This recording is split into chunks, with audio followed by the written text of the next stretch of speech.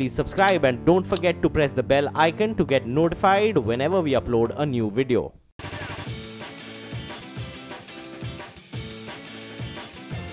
Celebrating 16 years of Young Turks. Let me start by asking you, specifically, what are you going to do to ensure that you create a robust ecosystem for technology disruptors to operate out of the state? Ultimately, you have to give cost-effective and also most livable. When it happens, all these things, if you create wealth, if you can maintain sustainable development goals, then only it will happen. All these developments are going to add towards that. My stakeholders are my citizens. Yeah. I have to provide better, best living standards, no poverty, all power security or gas security, fiber security, all security I have to give him real time. Okay, in real time. Jack, let me ask you about the opportunities that India throws up. In the light of the fact that we've got a government that believes that less cash is the way to go, we saw the demonetization exercise.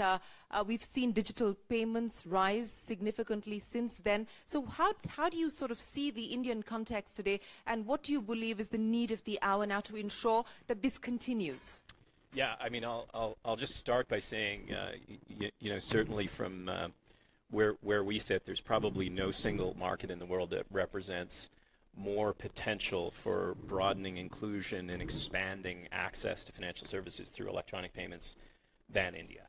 And we're excited to work with the government in India and Andhra Pradesh to unlock that, because you know, both governments are making all the right moves to put themselves in the lead in terms of the way that they're supporting and driving innovation. So you know, from our perspective at Visa, you know, what is it going to take? I think it's going to take continued investment in public and private partnership to continue to drive more merchants, more consumers into the fold with respect to electronic payments. I mean, as you mentioned, demonetization was a great start. When demonetization occurred, penetration of electronic payments in India was at 7%. Yeah. It's at 50% globally. So we have a long way to go, but we've made a lot of progress in a very short space of time, supported by investments in innovation by companies like ours, but moreover by the Indian government itself. You know, before I get to Raj, you spoke specifically about public-private partnerships and how that is nurturing this digital payments ecosystem. Specifically, what is it that you would like to see the government put on the table? From a payment standpoint, it's complicated. You have to get a lot of things right to really get the cash out of the system. You've got to get the consumer there, you've got to get the merchant there, you've got to get the financial sector there. We certainly can't do it on our own, and no single player in the payments ecosystem can do it on its own. So we turn to government as a strong partner to help lead the way and set the scene and set the tone and make the right investments. What the Chief Minister talked about earlier in terms of just being declarative that less cash and cashlessness is important is all by itself an important move that governments can make. But furthermore, active support in converting government itself to electronic payments acceptance, which we've seen happen in Vizag and Andhra Pradesh, which we're really excited about. So what kind of investments are you willing to make in India, given the big opportunity that you see? Oh, we're very invested in India. I mean, at Visa, we've been in India for 30 years. Yep. And we have invested probably more in the last 2 years, both from a payment standpoint, but also just from a human capital standpoint, and expanding our footprint all over the country.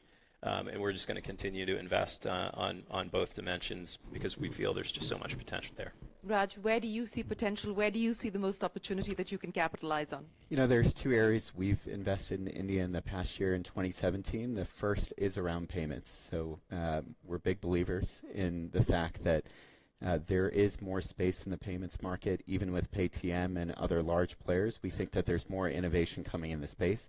We invested in a great company in the space late last year, and we were lucky to get in before the demonetization happened. And the company's grown incredibly fast since then. The second space where we see a lot of opportunity is Indian entrepreneurs thinking more globally, specifically about enterprise software. We're invested in a company where the development and most of the engineers are in India. They have a front end in the US, which is important from a sales perspective, but we think this is a huge opportunity. And as India grows, I think India has the ability to adopt some of the Israeli model and some of the China model. And China, where it's been a lot about local consumers, and as Indian consumers pass, $10,000 in GDP per capita, we think that's very exciting. But on the other hand, it still will take time. So India thinking more globally and building businesses for outside of India, which is much more the Israel model, is one that we think will also work in India. Okay, so a marriage of the Chinese and the Israeli model. If you're betting on payments and start software as a service at this point in time, in 2018, what's going to be the big idea that you would like to bet on? The next frontier for us, for India, is digital health. We think healthcare in India will be transformed.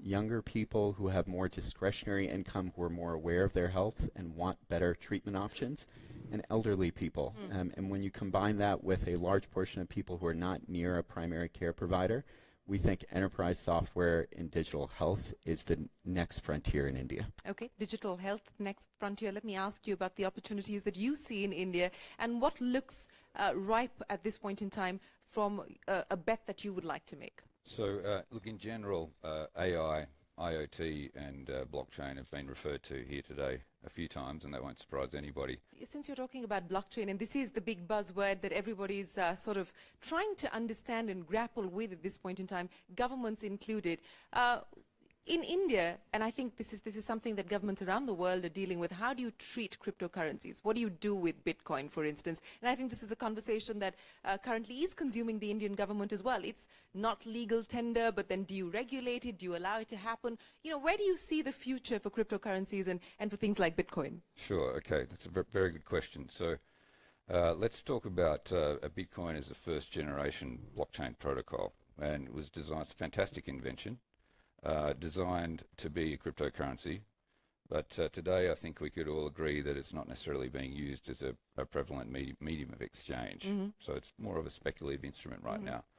But what underpins it, of course, is a fantastic invention which has proven consensus mechanisms, and it's also proven that we actually don't need a company in the domain of the intermediary. Now, this is a big deal. Yeah.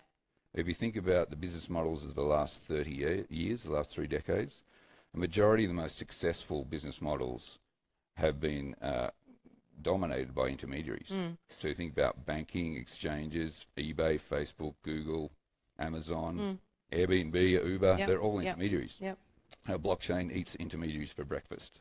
So it sounds like a very outlandish statement to say that the new economy darlings are now the most vulnerable organizations on the planet, but that's true. But that's trillions of dollars of value that's migrating to decentralized systems where there will be no company.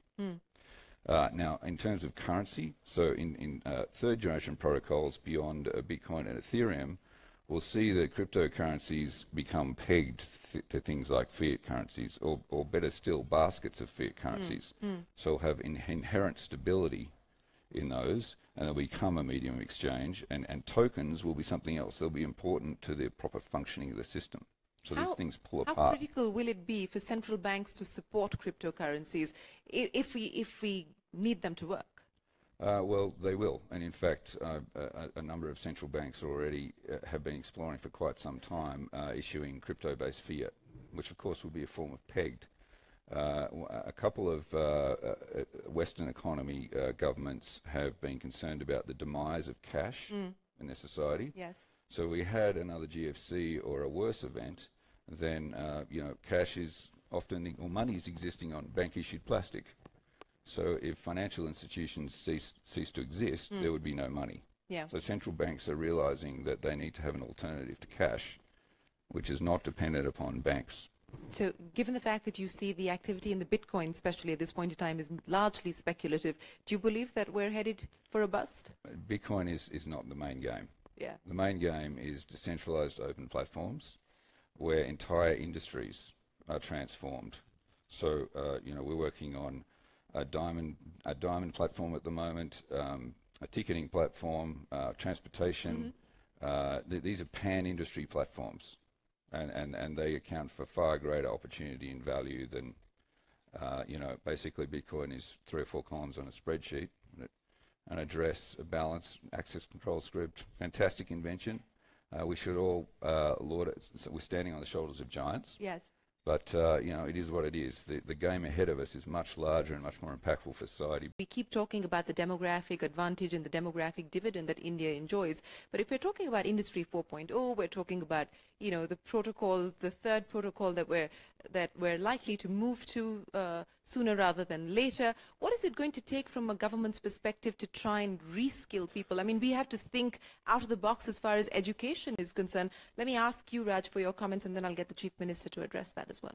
I'm sure the Chief Minister will have much more interesting perspective on this. You know, from a technology perspective, what we believe is that education in many countries is really out of date. There's a few countries like Germany where they have been leaders in terms of how to reskill people without having to send them back for a 4-year degree. It's much more of using apprenticeship programs, Yes. online learning. Reskilling people is very, very difficult. I think that's the first thing to start with. And most governments have not done it very well. And so understanding how to use technology to help people get reskilled is one of the key areas. But the question is, what are the areas that people should be getting skills in? You know, obviously we talk about areas like coding and areas like artificial intelligence. Artificial intelligence is not an easy area to reskill people. It's an area that takes a decade to become a PhD in artificial intelligence. Where we see a lot more opportunities in terms of reskilling people is in advanced robotics, in terms of how can machines and human beings work alongside of each other. Mr. Naidu, the jobs challenge, and how does a government try and address that? There's also a skills problem. You know, we just talked about the disruptive impact of technology, and on account of that, according to the latest NASSCOM study, you know, whether it's IT or manufacturing, 25% or so of the jobs that currently exist may not exist in the next 12 to 18 months. In that context, what does the government do? Now, what I'm saying, existing jobs, there will be some threat. Always there will be new jobs. Technology with the disruptive technologies or technology will bring efficiency. By the way, governments will have more resources. We can spend all the resources again on development and also on employment creation. It is whenever you want to create wealth, you have to use technology. Technology is one side.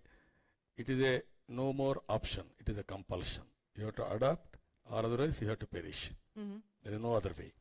For that, better way to move forward by using technology, as I rightly mentioned. Important subjects just like artificial intelligence, all these things, it is a technical subject, it will take some time. But Today, are you starting to incorporate that, for instance, we are doing that. system? What we are doing that. Even now, blockchain technology, I am searching wherever there are courses. Recently, I started fintech. These are all the new technologies. Originally, I used to promote IT. Now, latest technologies we are promoting now. Cyber security, all these things. What I wanted to impress upon everybody here, one is school education, college education, that is one, skill development, and also continuous learning lifelong. Lifelong learning is a must for future. Jack, I think we're pretty much coming to the end of our time, so let me ask you, the big disruptive idea that you believe we'll see play out in 2018, the biggest risk that you foresee as well for 2018? Wow, the biggest disruptive idea in general? Or in payments? Payments, since that's what you focus on. Look, you know, the blockchain stuff that we talked about earlier is it's an important consideration. It comes up all the time as a potential big disruptive element. You're smiling. In consumer payments. And we should all consider it and be thinking about it in the future. It's not here yet, so that's probably not a 2018. I don't necessarily foresee India or a lot of other countries jumping into fiat issuance of cryptocurrency. So in the here and the now, I think we can actually embrace the technologies that already exist. Perhaps they're no longer disruptive, but the mobile connectivity that exists that has been so under-leveraged so far, we can do so much more with to drive more efficiency and more inclusion into society. So that's what we're going to be concentrating on over the next year. We'll obviously be working on and thinking about back in our labs in the background how we leverage things like cryptocurrency and blockchain. And in terms of risk, I think the risk is in action. I mean, that is the big. I don't think there are a lot of really significant risks that can get in the way of the kind of progress that I am talking about making, other than we ourselves not taking it upon ourselves to partner. So what's the innovation mantra at Visa currently? Do you acquire to innovate, or how do you grapple with the innovation challenge? We very much see ourselves as a technology platform. We are an infrastructure platform that invites the world to come and innovate on top of us. So we're constantly trying to make ourselves easy and accessible. We work with fintech companies, we work with large companies and small companies, and we create services that power payments throughout the world in that way. So that's very much our mantra and the approach that we take to innovation. And where would India be in your pecking order of countries of strategic importance? Well, it depends on which other countries are listening to the live stream. No, it's certainly in terms of potential for growth. It's right up there, top 1 or 2. Okay, great, Raj. I would just say I think India has massive scale, and it's really at an inflection point. We're really excited to be investing in Indian tech entrepreneurs. I've been to Andhra Pradesh once a long time ago for a different kind of pilgrimage, and I'd love to go back. And how soon are you making that visit? We've invested in several states in India so far. We haven't yet in Andhra, but it's a phenomenal state and one that we hope to be more involved in the future. The big risk that you're going to be watching out for in 2018? I think the biggest risk, I think Jack's point is a good one on inaction. I think the other risk that I see is overexuberance, that people believe that artificial intelligence, that blockchain, that these things are going to change the world tomorrow, and when they don't, and they, as expected, take a little bit longer, that we start to believe that they're not coming. And to me, that's the biggest risk. Okay, that's the biggest risk. You've got 2 on that side, and you're in the other camp, if I could call it that. So it's coming, it's here. You're saying it's here. Well, we're building it now. So I mean, I love it when incumbent intermediaries talk like that. It excites me. So I think you said it all, really. You have to keep your eye on the ball here. It's we've been lulled into a false sense of security because our current infrastructure in the decentralized universe doesn't scale, doesn't perform at scale, and we can't adequately govern the assets that we deploy onto this infrastructure. But that changes with next generation protocols. Now, the platforms we're building are aligned with that timeline. We'll be releasing them mid to late this year, the first industry platforms that will scale. So we'll see what happens. In terms of risk, I think you've already said it. It's just basically not getting lulled into that false sense of security and not waiting. There's no room for complacency. Not at all. I think there's enormous room for opportunity, particularly in what you described here today. I think it's fantastic. And I think how soon are you going to be making your India pilgrimage? I think I'd love to work with you on this. I think it increases participation in the global economy. That trillions of dollars of value I was talking about before is reapportioned across society. So let me end then by asking you, sir. I'm very clear. All global players are here in different walks of life. We need all their support.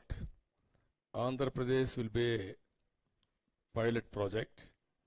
You can do all your demos there. I'm requesting experiment in Andhra Pradesh. That's exactly what you're trying to say. Experiment in Andhra Pradesh and scale it globally. First, you come to Andhra Pradesh and go for globally. We are available for you. All 6 companies, innovative companies, startup companies. I already instructed my people. They will be in touch with you. They are after you now. Now we have to make it reality. I will be very happy for that. And also all our friends here, new technologies, even blockchain, fintech, even tomorrow cybersecurity, so many angles. We have to work it out. We have to prepare global citizens to adopt all these technologies. So I'm very happy. Everybody will join together. We will promote future technologies for benefit of the global citizens. Well, we hope that that mandate that you've just articulated for us is in fact realized, and we see the three of them who've talked about the opportunities that India presents continue to incrementally invest in India and make their India pilgrimage as well. And Andhra Pradesh positioning itself as the incubator for interesting and disruptive experiments. So welcome to Andhra Pradesh and welcome to India, and thank you very much for joining us here on this very special panel discussion. Appreciate your time. Thank you very much. Thank you.